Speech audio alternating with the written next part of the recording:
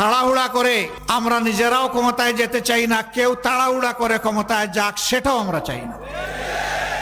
একটা অর্থবহ নির্বাচনের দিকে যেতে হবে জাতিকে, আর সেই নির্বাচন করতে হলে অবশ্যই গুরুত্বপূর্ণ কিছু সংস্কার সাধন করতে হবে।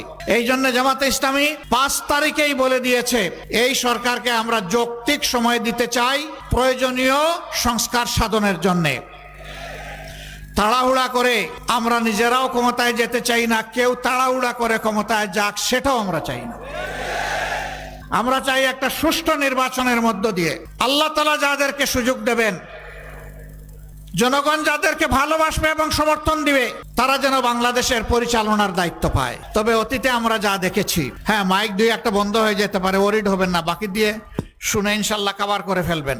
তো বলছিলাম আর কোনো ইশারা দিবেন না, ধৈর্য ধরে বসে থাকেন, যা শুনেন অতটুকুই আলহামদুলিল্লাহ চলবে, আলহামদুলিল্লাহ চলবে।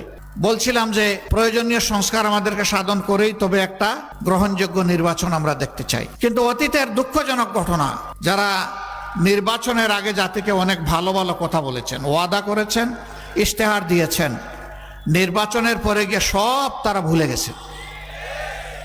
5 বছর জাতিকে দেওয়া ওয়াদা বাস্তবায়নে তারা আগ্রহী ছিলেন না, বরঞ্চ অনেকেই প্রতিপক্ষ দমনে ব্যস্ত হয়ে পড়েছিলেন।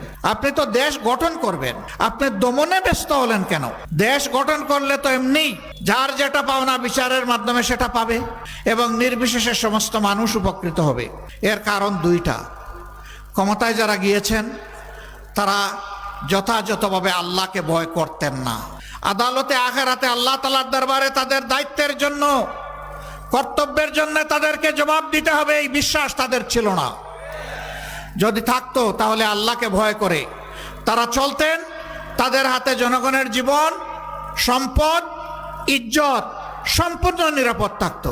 দ্বিতীয় কারণ হচ্ছে তারা জনগণকে বোকা মনে করে রাজনীতিকে ব্যবসা হিসাবে কবুল করেছে। ক্ষুধার্ত হয়ে বসে থাকেন, কখন ক্ষমতায় যাব, আর পেট ভরে খাইতে খাইতে বদহজমি পর্যন্ত বুঝবে। বদহজমি বুঝেন? ক্ষমতা যখন চলে যায় তখন পেটে কুসা দিলে সব মুখ দিয়ে বের হয়ে যায়। হচ্ছে না? অতীতে হয়নি? হয়েছে, হচ্ছে, হবে। এই পথে যারাই হাঁটবেন বেইজ্জতি তাদের কপালে অনিবার্য, অসম্মান অপদস্থতা তাদের থাকবেই। মানুষ কেন টাকার গোলাম হবে, সম্পদের গোলাম হবে? মানুষ তো আল্লাহর গোলাম হবে।